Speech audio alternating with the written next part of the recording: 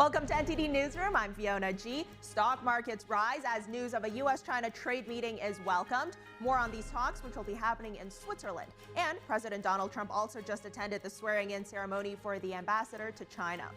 The European Commission will announce details of its next countermeasures against U.S. tariffs tomorrow. The bloc's trade commissioner says Europe is willing to negotiate, but it will not back down. As Republicans continue working out the details of their budget, Democrats are working to force Republicans to vote on a bill preventing cuts to Medicaid and SNAP benefits. The Justice Department and the FBI arrest more than 200 child sex offenders in a nationwide crackdown. Hear more from Attorney General Pam Bondi about the results of Operation Restore Justice. India says its military operation targets alleged terror camps in Pakistan.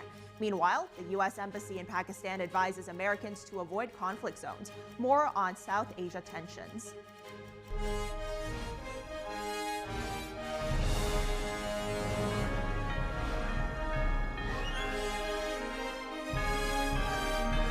This is NTD Newsroom, live from our global headquarters in New York City. President Donald Trump just attended the swearing-in ceremony for the ambassador to the People's Republic of China. Let's take a look at that.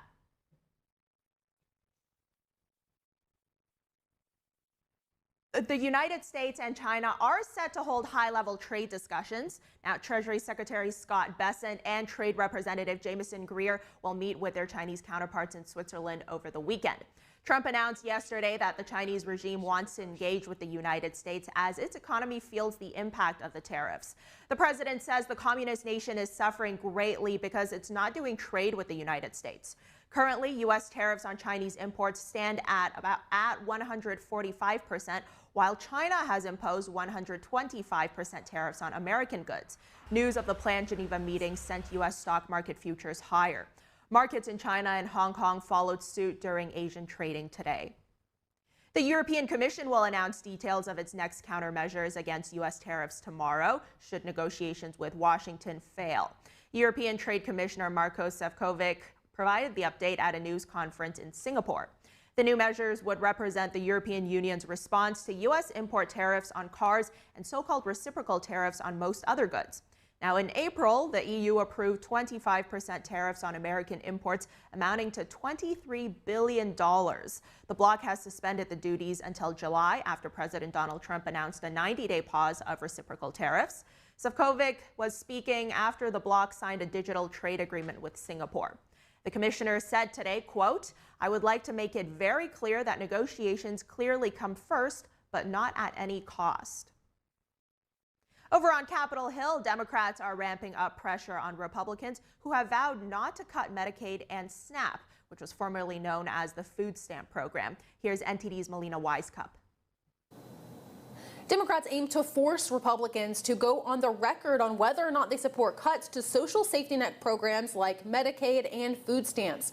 Their goal is to force Republicans to vote on a Democrat bill preventing all cuts to Medicaid or SNAP benefits. Now, how this works is that in Congress, if you're in the minority, it is almost impossible to get control over floor time. So Democrats are working on this through a discharge petition. This would require 218 signatures to force the Democrat bill onto the floor. That means a handful of Republican lawmakers would need to come on board if all Democrats are behind it. So far, this discharge petition has close to 100 signatures in support, all of them Democrats. Democrat leader Hakeem Jeffries yesterday spoke about the initiative.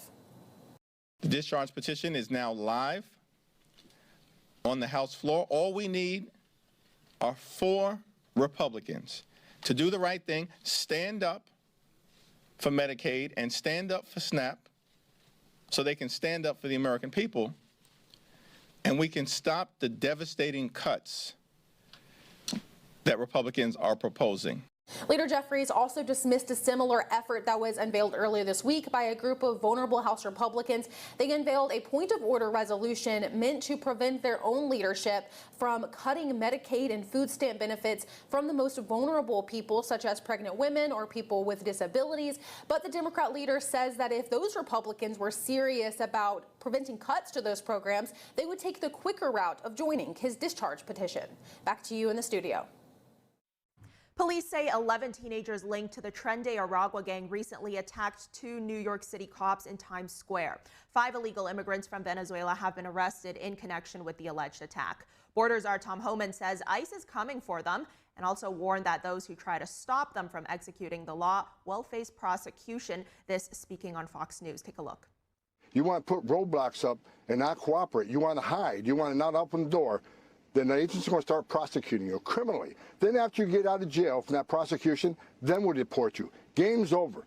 We're going to look for these public safety threats, and we're going to take them off the streets in New York and every other sanctuary city. As a matter of fact, every sanctuary city, we're going to triple the workforce. We're going to flood the zone with officers. If we can't arrest them in the jail, we'll arrest them in the community. If we can't arrest them in the community, we'll arrest them at their work site. The suspects allegedly threw rocks, glass bottles, and other objects at police officers who were responding to a robbery. The youngest in the attack is 12 years old. Authorities accuse them of being members of a subset of the Venezuelan Tren de Aragua gang. Authorities say police noticed about 10 to 12 individuals surround 3 other people. They engaged the group and attempted to stop what looked like a Wolfpack-style robbery. The alleged gang members then turned on the police, attacking them. Mayor Eric Adams said yesterday the suspects will be brought to justice. A federal judge has rejected the Trump administration's attempt to block the return of a Venezuelan man. Now, he was deported to El Salvador despite a pending asylum claim. The man, identified as Christian, was removed under the Alien Enemies Act, which the administration invoked to target alleged gang members. However, District Judge Stephanie Gallagher ruled that his deportation violated a 2024 settlement protecting unaccompanied minors with active asylum cases. The Justice Department argued that Christian's alleged ties to the Tren de Aragua gang made him ineligible for asylum. But Gallagher ruled that due process must be followed. She ordered the government to facilitate Christian's return for his asylum hearing. Enforcement is delayed until May 8th to allow for an appeal. Illinois Governor J.B. Pritzker, New York Governor Kathy Hochul, and Minnesota Governor Tim Walz will be testifying before House lawmakers next month about their state's sanctuary policies. According to James Comer, chair of the House Oversight and Reform Committee, the 3 must explain their state's immigration policies and cooperation with federal immigration enforcement agents. Comer launched an investigation into sanctuary cities in January. This is the second group of leaders summoned to Washington to testify on sanctuary policies. Previously in March, the mayors of Boston, Chicago, Denver, and New York were all summoned to D.C. to testify. The FBI is being accused of serious missteps. A House Intelligence Committee report says the Bureau mishandled its investigation into the 2017 shooting at a GOP congressional baseball practice game. Congressman Steve Scalise and 4 others were shot. Scalise was seriously injured and required several surgeries. Capitol Police shot and killed the shooter at the scene. Members of Congress fault the FBI for not calling the incident domestic terrorism and not interviewing key figures, as well as for withholding its investigative report for too long.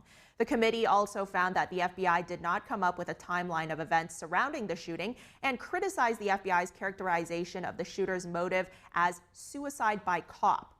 The committee says the shooter had a far-left motivation as he sought to kill Republican members of Congress. The House report also says the FBI, quote, reached an unsupported conclusion without completing even the most basic of investigative activities.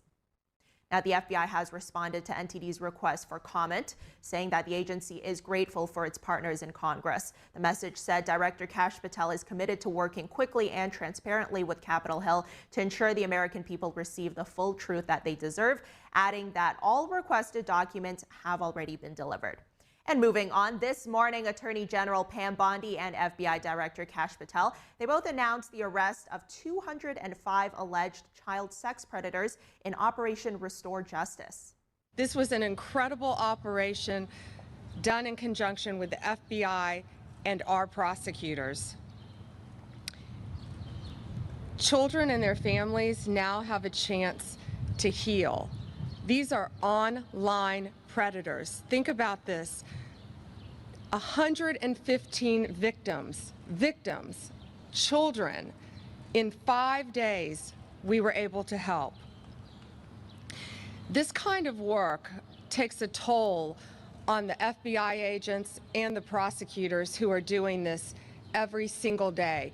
They are working tirelessly online, dealing with the dregs of our society, the worst of the worst, the people that hide behind a computer and target our young children every single day. Our law enforcement, our prosecutors sit there and deal with this every day to get these monsters off the street. Director Patel giving a huge thanks to the men and women in law enforcement working on these cases. He emphasized the priority of the Department of Justice and the FBI is the children. If you harm our children, you will be given no sanctuary. There is no place we will not come to hunt you down. There is no place we will not look for you. And there is no cage we will not put you in should you do harm to our children. The prioritization of this administration and General Bondi has made it abundantly clear to child predators, you will be hunted down and you will be prosecuted. Bondi said in 1 week they found 115 victims across the country. In closing, she said children are being taken advantage of and that we have to stop it. Andrew Cuomo is working to ensure he'll be on the New York mayoral ballot come November. The former New York governor will run in the Democratic primary. But he says no matter what happens in that contest, he'll run for mayor as an independent. Cuomo says his reasoning is so he can attract Republican and independent voters. Current Mayor Eric Adams says Cuomo is just copying him. Adams, who was elected as a Democrat, is running for re-election only as an independent. He's skipping the primaries altogether. Cuomo is currently the front-runner in the Democratic primary.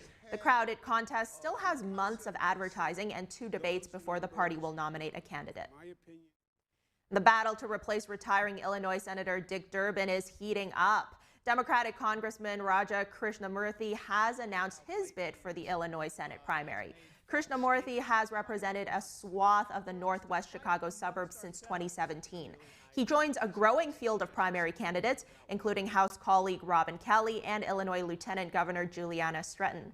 It will be the first competitive Democratic Senate primary in Illinois since 2016.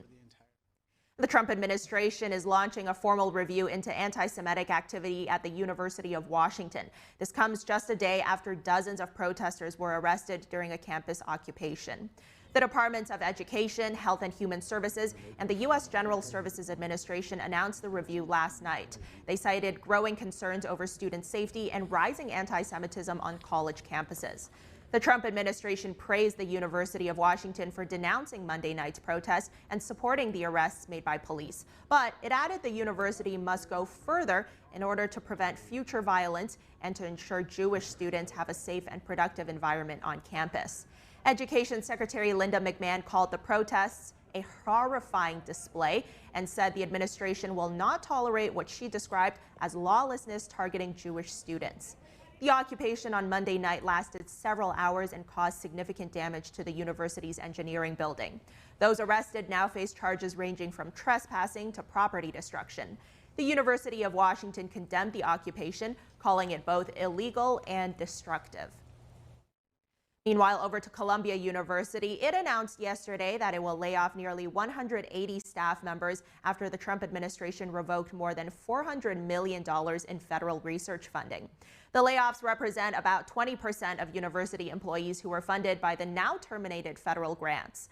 Columbia's leadership said they are continuing discussions with federal officials in hopes of resuming activity on the canceled research awards and other projects that remain active but unpaid. The Department of Education has cited the university's alleged failure to address anti-Semitism on campus as the reason for withdrawing the funding. Coming up, we'll be discussing the latest in U.S.-China relations with the first high-level talks aimed at easing the U.S.-China trade war set for this weekend. We'll be right back.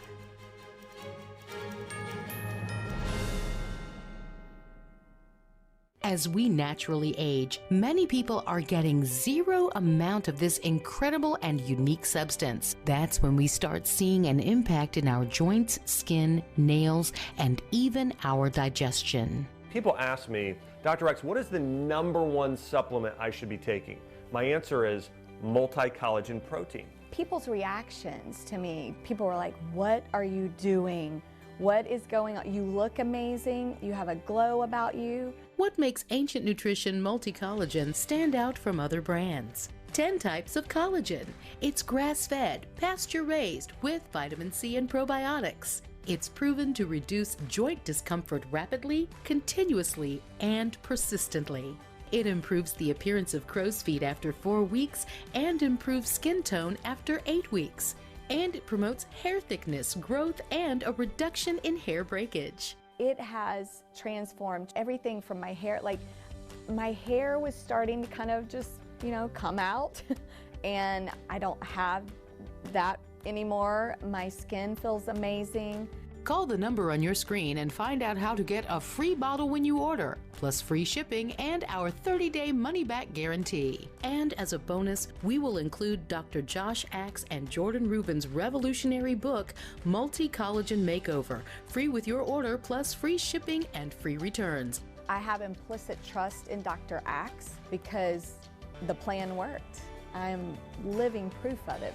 This is the collagen protein that is backed by clinical studies. It's what my family uses, it's what I use, and I know you're going to benefit in a big way as well. Love the results or get your money back. This special TV offer is not available in stores. Call the number on your screen or go online now.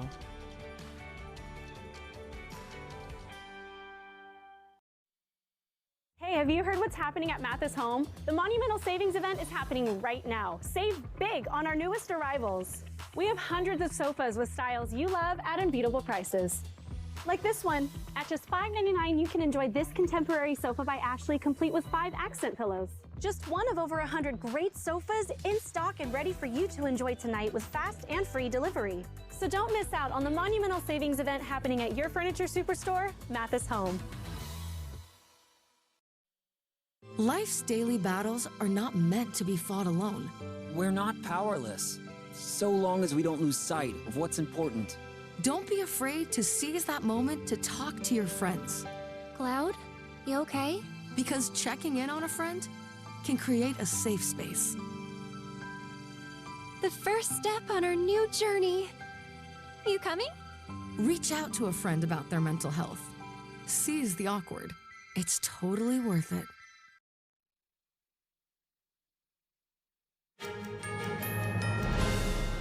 Welcome back to Newsroom. Top trade officials have announced highly anticipated talks between the U.S. and China. And just earlier during the swearing-in ceremony for China Ambassador David Perdue, the president said he is not willing to lower taxes to get China to the negotiation table. So now let's bring on retired Colonel John Mills, senior fellow with the Center for Security Policy and U.S.-China Relations analyst. Colonel, it's great having you on today. So let's talk about this first in-person meeting between China and America. It's set for this weekend. How high are the stakes for businesses and consumers alike in both countries?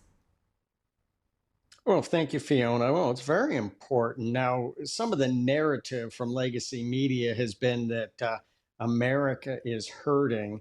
I think America is actually doing just fine. I think most Americans understand the real price of inexpensive product from China, often performed and created through slave labor. So the real country that has been harmed by these tariffs is no question about it, China. China, at a minimum, 20% of their economy is based upon exports to the United States. I'd say it's even higher than that. I'd say in some sectors, 40% easily. China needs American exports far more than America needs inexpensive product from China. No question about it. And that's something I've heard Daniel Lacalle, who was on our show a couple days ago, repeat that point as well. But we are hearing from Treasury Secretary Bessent. He's saying that these talks, they're not likely to result in a final trade deal. This is very preliminary. He said that this is more about de-escalation. So how far do you see this de-escalation going? We have heard both countries say that ultimately the tariffs at the level they're at right now, it's too high to sustain. Well, I think it was on April 9th, I think, the containers have just stacked up inside of China. Bookings to America have dropped significantly. This has been, it has been impactful to many, not just China, not just America, but the international shippers. So great impact. But again, America really, as President Trump has said before, America has most of the cards in this scenario. So America can negotiate from a position of strength, as opposed to the previous administration that just seemed to be absolutely financially illiterate and not understanding of the true situation as far as economics between the two nations. America has the cards, and so Scott Bessent and Jameson Greer have a very advantageous negotiating position. So what would you say would be a good outcome to come out of this first negotiation? Well, I mean, part of it, this is just greater than trade imbalances. And this is the loss of U.S. jobs. That is one of the price of inexpensive product is mass deforestation of U.S. jobs. It's fentanyl. And it's cyber. We're in the middle of course, fentanyl killing 10,000 Americans a month, but also cyber. Salt Typhoon is unrestrained. I mean, today I've easily gotten 5 to 10 texts that that is part of the Salt Typhoon family of activities. This relentless campaign to get inside of American citizens and their cell phones. Another reason why General Hawk of NSA was let go, failed to defend America. So there is a lot more at stake than just simple trade. To your point there, Colonel, it's not just about trade. President Trump, he's been firm on his stance regarding Greenland. He's cited the danger of the presence of these Chinese aircraft carriers, gunships in the region, Russian ships as well. We've also seen him take a firm stance on Chinese influence in other key infrastructure like the Panama Canal. How prominently do you expect these topics to be in these talks? Oh, absolutely, because they're all intertwined. And this again, this is part of the pervasive, broad, malign Chinese influence campaign across the board to try to topple American leadership. Again, the previous administration, besides having a senior executive who really was not checked in, they illiterate on negotiations, illiterate on all these matters, and were all continually in a defensive crouch, not knowing what to do.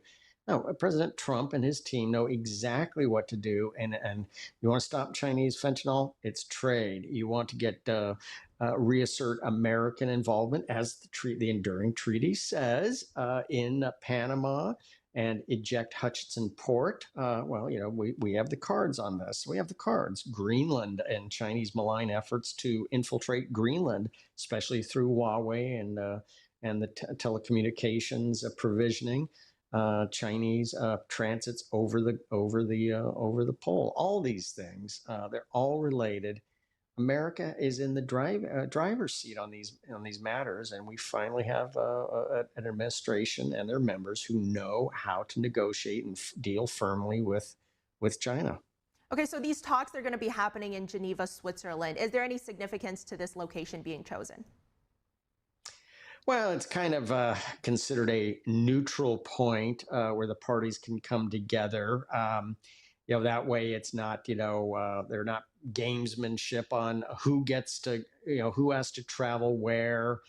Sometimes in international relations, the senior partner is looked at as, you come to us, we're not going to go to you, and behaves silliness like that. So this does provide somewhat of a neutral place to talk about things, and so there's nothing wrong with that, and you know, both parties can focus on the topics and not gamesman, you know, simple mechanics of gamesmanship. And a final question before we go here, Colonel. We just saw David Perdue being sworn in as the U.S. ambassador to China. What do you think he's going to bring to the table during this critical period in U.S.-China relations, or what do you hope that he's going to bring? Well, I think an absolute America first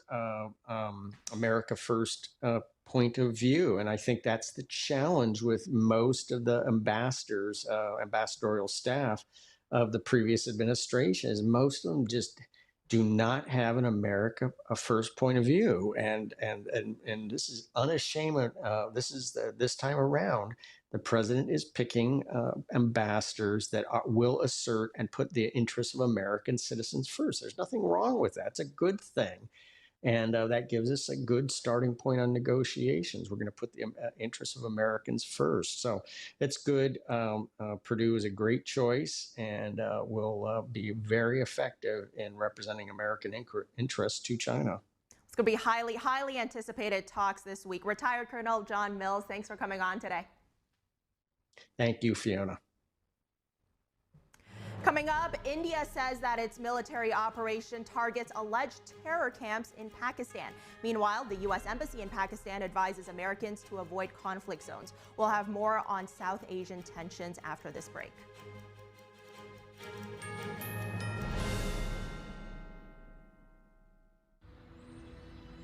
During high school, I hung with the wrong crowd and I never graduated. I helped Santiago in many different ways, like all fathers do, because he always wanted to go to college. I felt a little embarrassed to come back to school, but eventually, once I came here, I knew that it's for a bigger goal. He was very dedicated, hardworking. He connected with his teachers. He connected with other students. That was one of the key reasons why he was able to keep forging ahead. It was amazing to see him graduate. This was one thing that meant so much to him, and of course, it meant so much to us too. With the help of my father and having my son, that was all the motivation that I needed. That support is everything. Find free adult education classes near you at finishyourdiploma.org. In 4 days. There was an old woman who lived in a shoe. She had so many children. She didn't know what to do.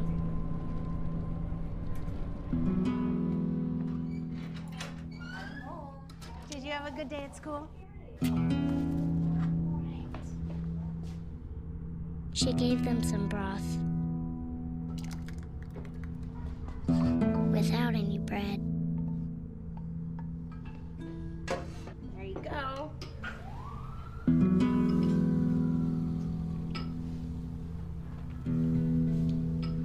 And kiss them all soundly. Night night. Good night. And put them to bed. Hunger is a story we can end. End it at feedingamerica.org. Where did the time go?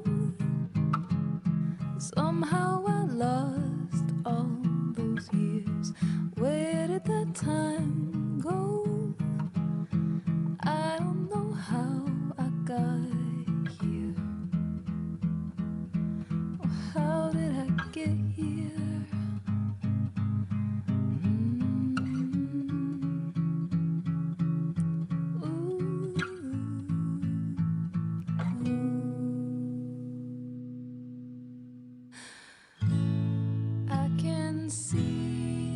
You've done the hard part.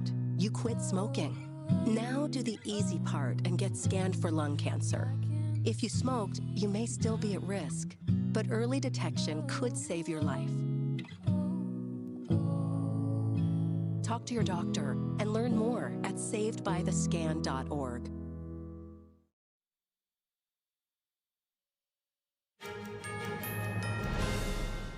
Thanks for staying with us. At least 31 people are dead after India fired missiles today into several areas of Pakistan-controlled territory. India says its attacks aimed to preempt and deter cross-border terror attacks. This is after a massacre of more than 24 civilians, mostly tourists, in Indian-controlled Kashmir last month. The Indian defense minister says no civilian population was affected by the strikes. To give a reply for the attack on its soil, India used its right to respond. Our action was done with due deliberations and precision, with the aim of breaking the morale of militants. This action was restricted to just their camps and infrastructure. Pakistan has dismissed India's allegations of harboring terrorist camps as unfounded. Meanwhile, a leader of a UN-designated terrorist group reported that 10 of his family members were killed in the strikes. The U.S. Embassy in Pakistan also issued a security alert, urging American citizens to avoid conflict zones or shelter in place. Pakistan's military said today it would respond to India's cross-border strikes when, where, and how they wish, and called India's actions an unprovoked and blatant aggression. Here's NTD's Daniel Monahan on the escalating tensions between the two nuclear powers. India's Ministry of Defense says its armed forces launched Operation Sindoor, hitting terrorist infrastructure in Pakistan and Pakistan-administered Jammu and Kashmir. It says recent terrorist attacks against India have been planned and directed from those regions. 26 male tourists were killed in a terrorist attack in the India-controlled portion of Kashmir in April. India blames Pakistan for backing the attack, which Pakistan denies. India's army said the operation against Pakistan was named Sindoor, a Hindi word for the bright red vermilion powder worn by married Hindu women on their forehead and hair, referring to the women whose husbands were killed in front of them in the April massacre. India says its military actions have been focused, measured, and non-escalatory in nature. It says no Pakistani military facilities have been targeted. One of the places reportedly struck was a mosque in Punjab. Pakistan's Prime Minister Shehbaz Sharif convened a National Security Committee meeting and called India's airstrike an act of war. He says Pakistan has every right to give a robust response, adding that a strong response is indeed being given. Shortly after that statement, the Indian Army said Pakistan fired artillery into India-controlled Kashmir, adding that Indian forces were responding appropriately. Pakistan also says it shot down several Indian fighter jets as 3 planes fell onto villages in India-controlled Kashmir. Indian police say at least 7 civilians were also killed in the region by Pakistani shelling. President Trump responded to the airstrikes. No, it's a shame. We just heard about it just as we were walking in the doors of the Oval. Indian Army! The president says the two nations have a long history of conflict. They've been fighting for many, many decades and centuries, actually, if you really think about it. No, I just hope it ends very quickly. Japan strongly urged both India and Pakistan to exercise restraint and stabilize the situation by talking it out, while a UN spokesperson said the world cannot afford a military confrontation between India and Pakistan. Israel also responded, saying it supports India's right for self-defense. It says terrorists should know there's no place to hide from crimes against the innocent. Several Indian states plan civil defense drills later on Wednesday to train civilians and security personnel to respond in case of any attacks. Daniel Monahan, NTD News. Passengers in India were left stranded at airports today due to flight cancellations and the closure of airspace in several cities. This is after the worst fighting in more than 2 decades between India and Pakistan.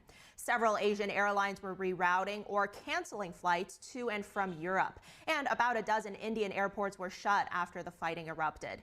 Images from flight tracking websites after the attack showed a long line of airlines passing over Oman, UAE, and Kuwait, raising the possibility of airspace congestion. Pakistan authorities said there were 57 international flights operating in Pakistan's airspace when India struck. Domestic flights in both countries were also disrupted. India's top airline, Indigo, said it was canceling 165 flights until Saturday morning. Kashmir is claimed by both India and Pakistan. The Muslim-majority Himalayan region has been the battlefield for multiple wars, insurgencies, and diplomatic standoffs. NTD's Andrew Thomas has more on the origins of this conflict. A bitter feud over Kashmir between 2 nuclear-armed neighbors is heating up, but the dispute has deep roots in Pakistan and India's history. After partition of the subcontinent in 1947, Kashmir was expected to go to Pakistan. War Studies Department Senior Fellow Ayesha Siddiqa at King's College London explains. For Pakistan, Pakistan's argument has always been that because there were Muslim majority, especially in the Kashmir Valley, therefore this territory should have naturally come to Pakistan, and therefore accepting India's control tantamounts to challenging Pakistan's own identity. Kashmir's Hindu ruler, on the other hand, wanted to stay independent, but faced with an invasion by Muslim tribesmen from Pakistan, the region joined India in October 1947. India, on the other hand, the early leadership, until Narendra Modi and BJP's kind of accession to power, the Congress government, Indian Congress government, was secular. And their argument was that giving this territory to Pakistan on the basis of religious identity would mean that, that would challenge India's presence, India's existence as a secular state, which could have both Muslims and Hindus living together. India currently governs the Kashmir Valley, Jammu, and Ladakh. Pakistan administers Azad Kashmir and the northern areas. China controls Aksai Chin. Andrew Thomas, NTD News.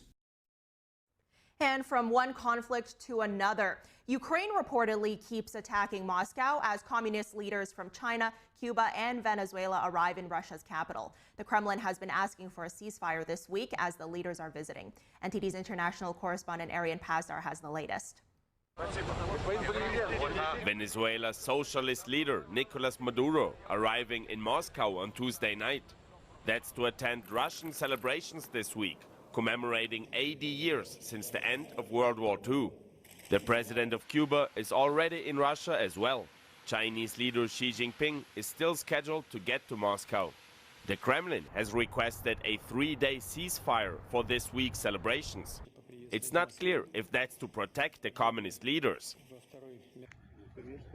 Ukraine, meanwhile, keeps attacking Russia's capital 2 days in a row. Moscow says it intercepted 14 drones early Wednesday. The Kiev regime continues to demonstrate its essence, its inclination to terrorist actions.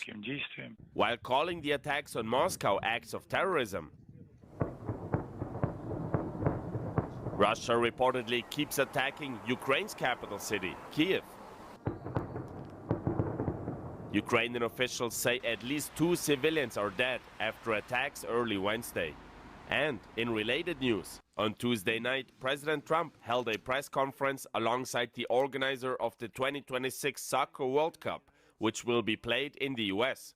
The two were asked if Russia is still banned from participating in the tournament. That is right. They are banned for the time being, from playing. But we hope that... He's the boss. I'm not the boss on that. I have nothing to do We hope that something happens and peace will happen, and then Russia can be readmitted. So that's what we possible. hope. Hey, that could be a good incentive, right? We want to get them to stop. We want them to stop. On Wednesday, Vice President J.D. Vance said Russia and Ukraine should start talking to each other directly to find a way to end the fighting. Arian Pazdar, NTD News. France and Germany are working together in their support for Ukraine. French President Emmanuel Macron says the two countries will continue to aim toward a 30-day ceasefire. Our first responsibility is in fact security in Europe. And this requires, above all, our resolute support for Ukraine in the face of Russian aggression. We will continue to work with our partners, with the Americans, and with all willing nations to achieve a ceasefire. Macron spoke alongside Germany's new Chancellor Friedrich Merz. The new head of state says he's hopeful that a permanent truce can be agreed on soon, but he held back on making any commitments to Ukraine's security.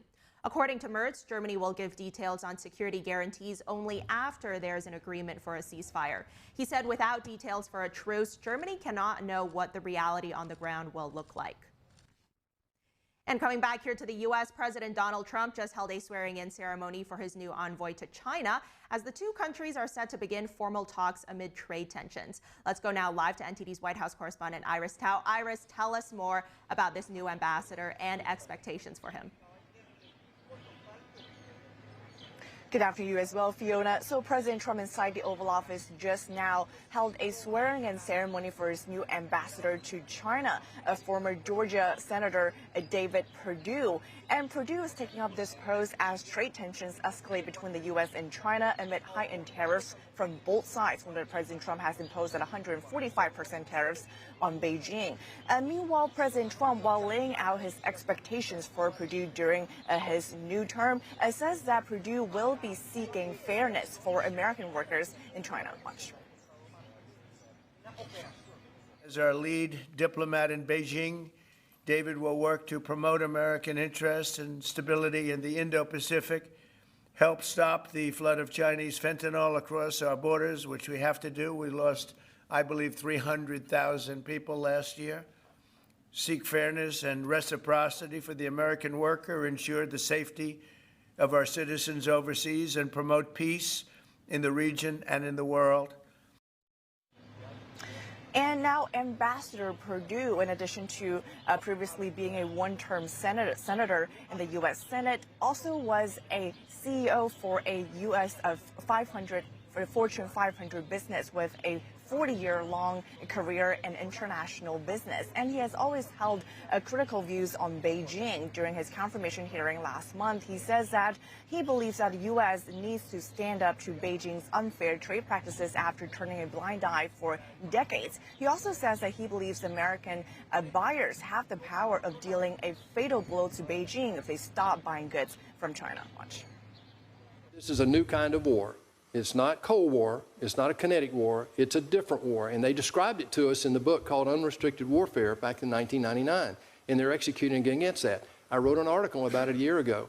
If you look at that, the way forward is for the United States to become informed about that and to stand up to the challenge. That means that sometimes we'll have to sacrifice, Senator, because what we've been seduced by are the cheap prices that we gave into over the last 30 years coming out of China. If we stop buying their product, what will happen? Well, if the American public says enough's enough, what will happen to their economy? It'll collapse. Right. Thank you.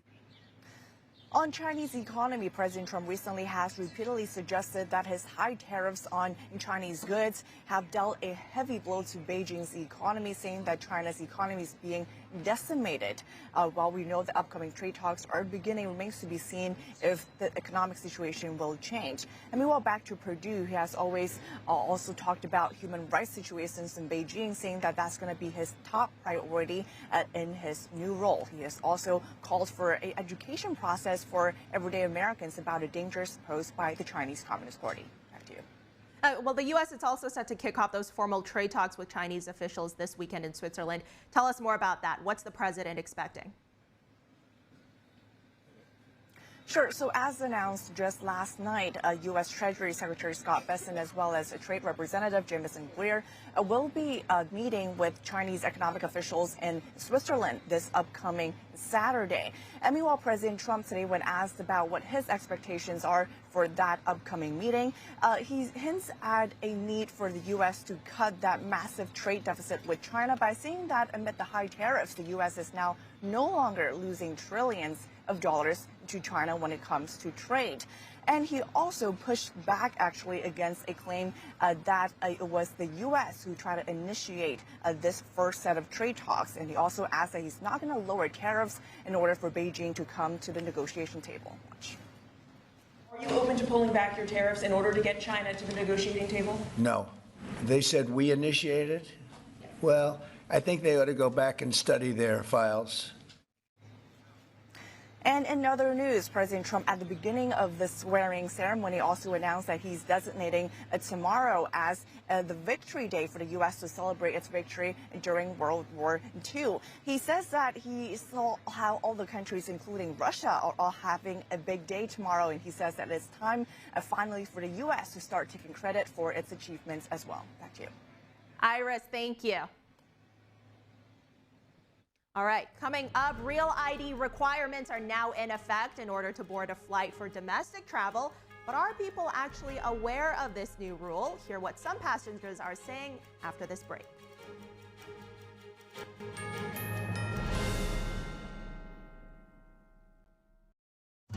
Say goodbye to harsh, bitter coffee and hello to a delicious, smooth brew.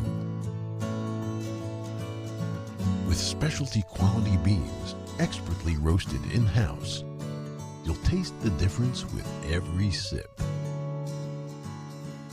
Fermented with a blend of 50 enzymes, Days Coffee delivers a rich brew like no other.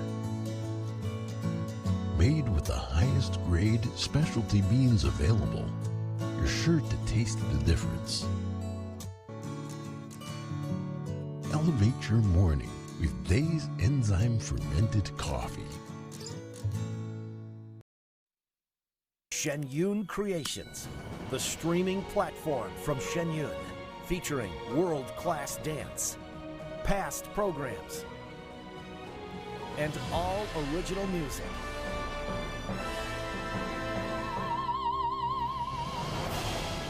Masterclasses, behind the scenes, comedy, and more. Explore shenyuncreations.com. He grew up so quick. He just surprised me every day. He's really smart. I really think he can be an astronaut, president. But I'm gonna support him for wherever he wants to be. Whether he wanna be a photographer, musician, whatever. As a father, I guess you don't focus on you.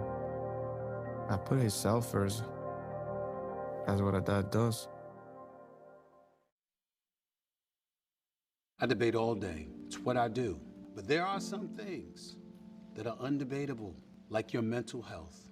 I was in a dark place when my brother passed away in a car accident. I was depressed in ways I never imagined. I reached out, and my sisters came, my pastor, my therapist. They helped me get through it. I found that the more I spoke up, the healthier my mind became. When you love your mind, you can go so much further. Find mental health resources at loveyourmindtoday.org.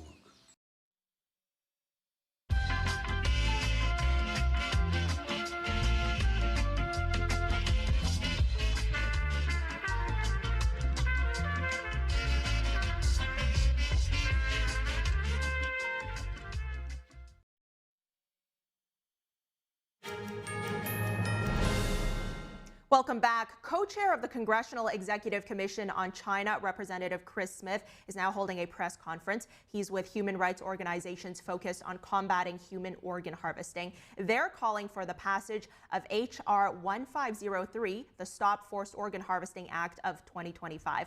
Let's take a look. Was on the horrific use of forced abortion in the People's Republic of China, pursuant to their one-child-per-couple policy. Been working on human rights vis-a-vis China ever since, and have worked with these amazing people to my left and to my right, who have been truth bearers, who have stood up, often at great expense to themselves and their families, and they're here today to bear witness to an absolutely ugly truth being committed right now as we meet by Xi Jinping and the Chinese Communist Party. They are murdering tens of thousands of young people, Uyghurs, Falun Gong practitioners, and some others, in order to steal their organs. The average age is 28, although it's between 25 and 30 usually. They call the healthiest young people, and then they sell their organs to the highest bidder. For Xi Jinping, this is a huge money maker. These are the kind of atrocities that are analogous to the Nazi Germany when they were doing horrific experiments on individuals. And now we have a situation where they're taking these organs, and the estimate is between 2 and 6 organs per person. I had one hearing where we actually had one of the doctors that did these horrific extractions. Again, they're not voluntary, they're absolutely coercive. And he said he couldn't believe it, after the fact, what he had done. He even said, I didn't give him enough anesthesia, and he started moving as I was removing his organs. I mean, this is Joseph Mengele-like, the infamous Nazi doctor, and it's being committed right now in the People's Republic of China in very large numbers. We've heard from many people over the years, including Ethan Gutman. My first hearing on this was back in 1998, and that's when Harry Wu brought over a police officer who showed us how they were killing people, executing them, and then taking their organs. But it was horrible, but it was a very, very small number. That number has ballooned and skyrocketed, and Ethan Gutman, in his famous book called The Slaughter, Mass Killings, Organ Harvesting in China's Secret Solution to its Descent Problem, walks through the whole history of how they have so industrialized this human rights abuse. We've introduced the Forced Organ Harvesting Act. Stop it. We had the floor debate on Monday, and at 5 o'clock today, right behind me in the House of Representatives, we will be voting on that, and it hopefully will be a positive vote. What does the bill do? It does a number of things. One, calls on the State Department and Justice to do extensive studies as to what is happening. There's still a lack of understanding and actionable information because they're not looking. The human rights people at state are good people, but they're not doing, as well as the TIP office, trafficking in persons. But there needs to be an accelerated prioritization of this.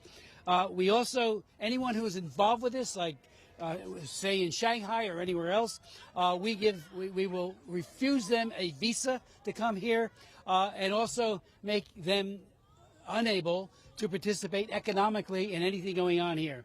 Probably the biggest and most important part is that we also have civil penalties of up to $250,000 and criminal penalties up to $1 million and imprisonment of not more than 20 years or both.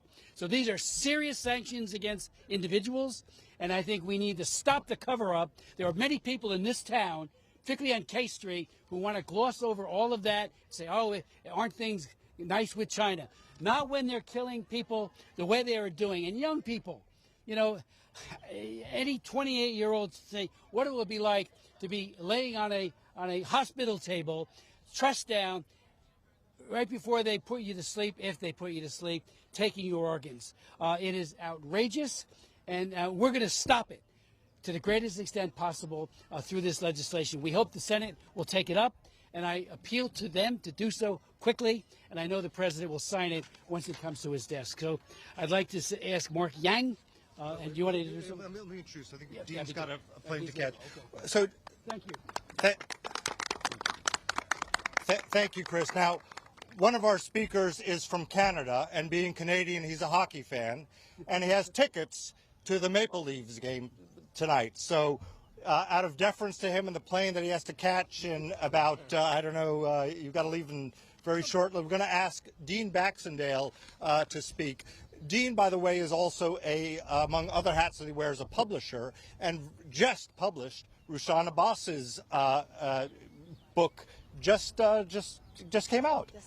Just yesterday, the book launch. So highly recommend that as well. Well, with that, Dean, since you have a plane to catch and a hockey match to see tonight, we're going to surrender the podium to you. Thank you, Pierre. Chris, thank you for this legislation. It's great once again to be here in Washington. This is where things happen, and sometimes not.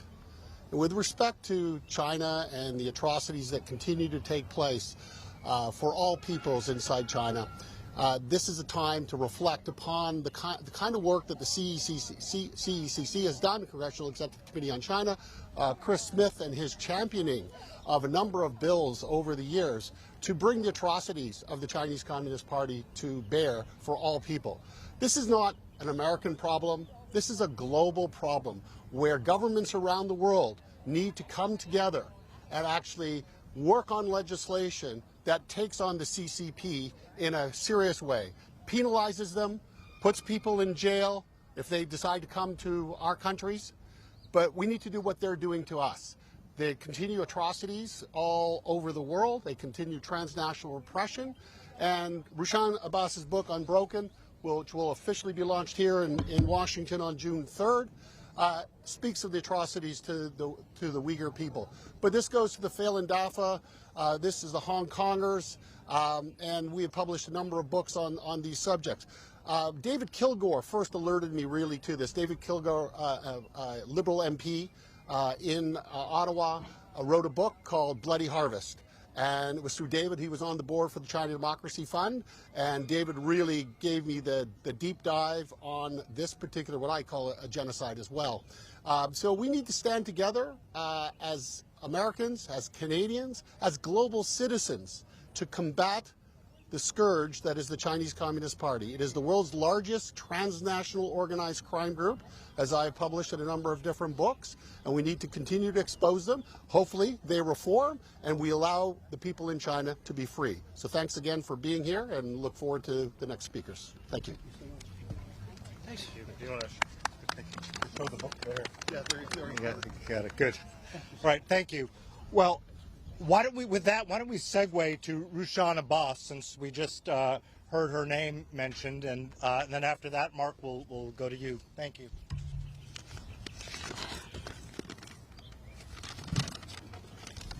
Hello, everyone. Good afternoon. We are here today to confront a horror that is hard to even imagine, but the data makes it undeniable. The Chinese Communist Party is cashing in on the full-fledged active genocide of the Uyghurs and the Falun Gong practitioners and the millions more profiting from an economy built on human suffering. The world cannot afford to look away. It's not enough that the Chinese government surveils Uyghurs' every move, stealing all Uyghur data. It's not enough that they invade our homes and violate Uyghur women in the most private and the sacred places. It's not enough that over 1 million Uyghur children are taken from their families and placed in state-run orphanages. It's not enough that Uyghur women are forcibly sterilized, erasing future generations. It's not enough that Uyghurs are enslaved in forced labor camps to make profit for global corporations. They are also harvesting our people's organs, harvesting Uyghur Muslims' organs and calling it halal organs. The body of the Uyghurs is exploited in every way imaginable. The year that Uyghur genocide began, China's liver transplant rose 90%, and the kidney transplant increased by 200%. That is not a coincidence. That is the policy for forced organ harvesting by the Chinese regime. The Aksu Infection Hospital in East Turkestan, in my homeland, just 20 minutes from the airport, which has a dedicated organ transport channel, special line dedicated for people transferring the human organs. And who did they target? Young and healthy Uyghurs who are 20 to 30 years old. The latest Xinjiang police files released by Victims of Communism Memorial Foundation showed thousands of leaked photos and mugshots of unjustly detained Uyghurs. Next to their mugshots, their blood types are listed, but only for the young Uyghurs aged from 16 to their late 20s. Not the elder ones, but only the young ones. Uyghurs are cataloged like inventory. Their biometric data enables the CCP to make organ matches in real time. The people disappear overnight, and their lungs, hearts, and the kidneys and the livers are sold to the highest bidder. Why? Because we are Muslims and we don't drink and we don't eat pork, and it's being commercialized as the halal organs. The Stop Forced Organ Harvesting Act, led by Congressman Chris Smith, is a needed step toward justice that has taken far too long. We appreciate Congressman Chris Smith's leadership on exposing those atrocities and advocating for the voiceless, millions of voiceless people. Uyghurs did not choose to live under a ruthless, inhumane dictatorship. It's up to us to hold the CCP accountable for their crimes and against humanity. The Stop Forced Organ Harvesting Act must be passed immediately, and we all need to do what we should. Otherwise, if we don't speak out today, then the only voice left will be one of regret. And we are all responsible for what happens next. Thank you. Thank you, Rushan. Such a powerful voice that you have. And you made that point that it's because of the healthy diet and the healthy approach that you have, Uyghurs are also targeted. We also see that with the Falun Gong too. It's because of the healthy lifestyles that there's a demand for such organs.